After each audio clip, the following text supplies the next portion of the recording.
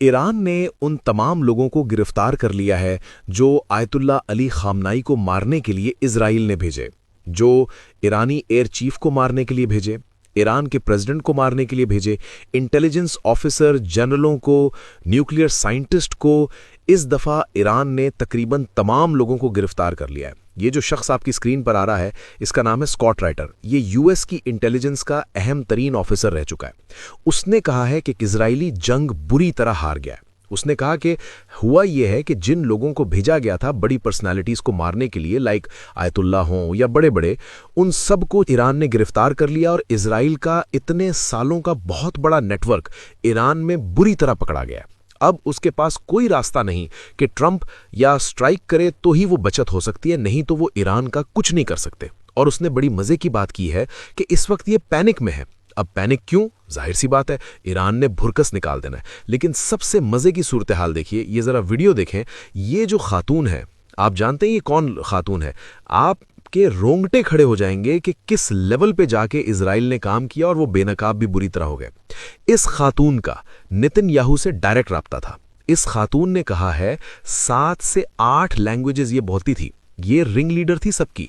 7 से 8 लैंग्वेजेस थी। जर्मन बोलती है, फ्रेंच बोलती है, डच, यानी बहुत सारी लैंग्वेजेस बोलती है और नेतन्याहू से राब्ता कर रही थी। इमेजिन करें, इसका नेतन्याहू से डायरेक्ट राब्ता था और इसको टास्क दिया गया था कि तुमने फलानी फलानी जगह पर ये लीड करी थी, कहाँ कहाँ आग लगानी है, किन किन लोगों को मारना है, एहतजाज करने वालों को कहाँ कहाँ लेके जाना है। मिसाल के तौर पे किसी जनरल के घर का बताया, ईरान के आर्मी चीफ का बताया, फलाने को यहाँ लेके जाना है, तुम लोगों ने यहाँ लेके जाना है, एहतजाज यहाँ से यहाँ जाएगा।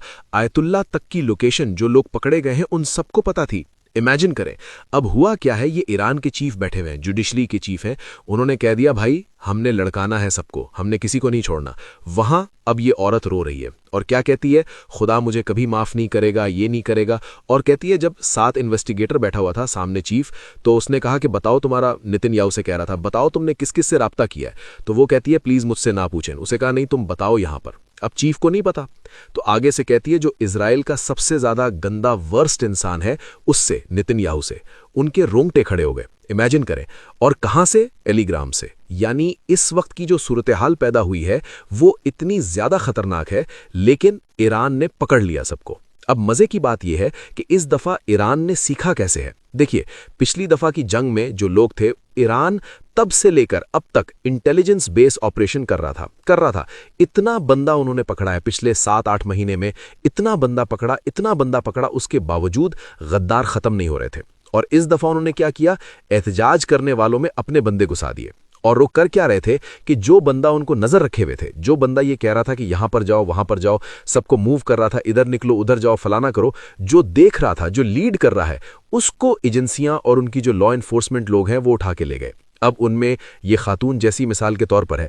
अब फिर जब वो फदर चेक किया तो पता ये चला कि वो डायरेक्ट नेतन्याहू को, यानी आप अंदाजा करें, उससे डायरेक्ट राब्ते में थी। यानी ये अजीबो गरीब सूरत हाल है कि नेतन्याहू का ये काम ही नहीं है, लेकिन उसे बताया। फिर उसके बाद ऐसे लोग जो राब्ते में थे, जो फदर थे, वो कैसे काम कर रहे थे, क्या सूरत हाल थी, उसका आप तसव्वुर भी नहीं कर सकते। इजराइल के लिए सबसे बड़ा मसला ये हुआ कि इन्होंने आगे बताया कि हमारे साथ फौज के अंदर कौन से लोग मिले हुए हैं, कौन कौन से जनरल हैं, सियासतदान कौन मिले हुए हैं, क्या मामला है। अब मिसाल इसकी ये देखिए, ये एक चिट है जो एक खातून की जानिब से है, जिसमें इजराइल से डिमांड ये की जा रही है। ये अब की नहीं है, ये जब लास्ट जो इजराइल के वाकयात हुए, जब लड़ाई हुई, उसमें आप ज़रा देखिए, आपको एक अंदाज़ा होगा।